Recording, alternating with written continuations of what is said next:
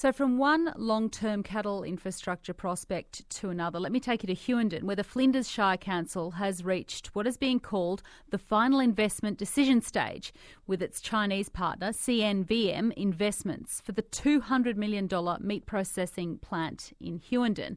Now, if you haven't heard of that project, it's hoped that an abattoir and feedlot will be constructed in Hughenden and will be delivered in two stages, where 360,000 head of cattle per year will be able to be processed.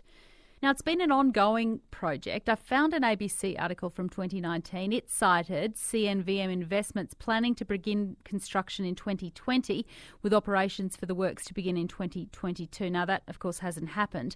But now the project is hoping to receive approvals by December 2023 at the end of this year and commence construction in 2024. But KAP State Leader Robbie told Rachel Merritt he isn't getting his hopes up. I think if you live in Western Queensland, you always try and be aspirational about things. And one thing I know for certain, though, is it's very difficult to maintain a meat works if you can't sustain a growing fattening and finishing facility. And to do that, you need irrigation. And so with, I think it's important not to lift people's expectations on projects that, still have a bit to go. And it's good to celebrate milestones, but you never want to lift expectations too high. I think we always manage that pretty well through the copper string process, and we can find to be aspirational.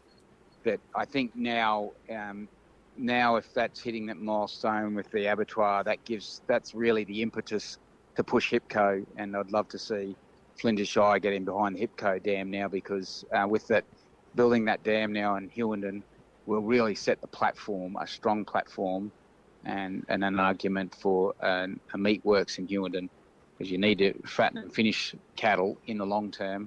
And if you're having feedlots, then you want to be a lot closer to the production of the grain that you're going to use in those feedlots, and that can all happen if we've got HIPCO. And HIPCO's hit some terrific milestones, so we still got the money in the federal budget for the Hughenden Dam of HIPCO, and which was really great news. So that's the big project that will set the platform for the abattoir, and I think now we'll see the Flinders Shire be focusing on that, so projects like that abattoir will have legs in the future.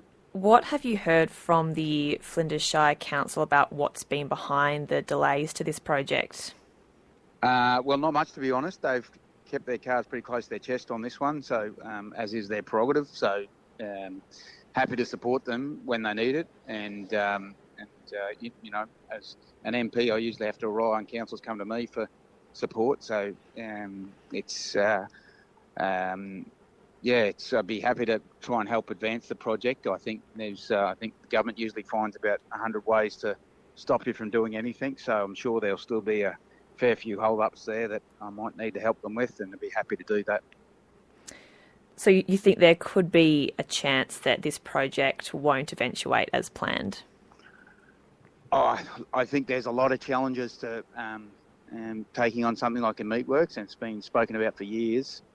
And there's a lot of challenges, and like I said, one of those is setting the platform for finishing cattle, for fattening and finishing cattle, and that needs to be done through irrigation. And I think, regardless of whether you have an abattoir or not, I think the prosperity in that region is a lot more linked to having water development than it is the abattoir. So, but both, I think, rely on each other. And primarily, I think the starting point would be the irrigation scheme, which is advancing really well, and we've had a lot of success with in state and federal parliament. So it's the project, I think, that will set the platform for it. And let's see how we go with the abattoir. I'll be happy to try and advance it as much as I can, and I hope it all goes well for them.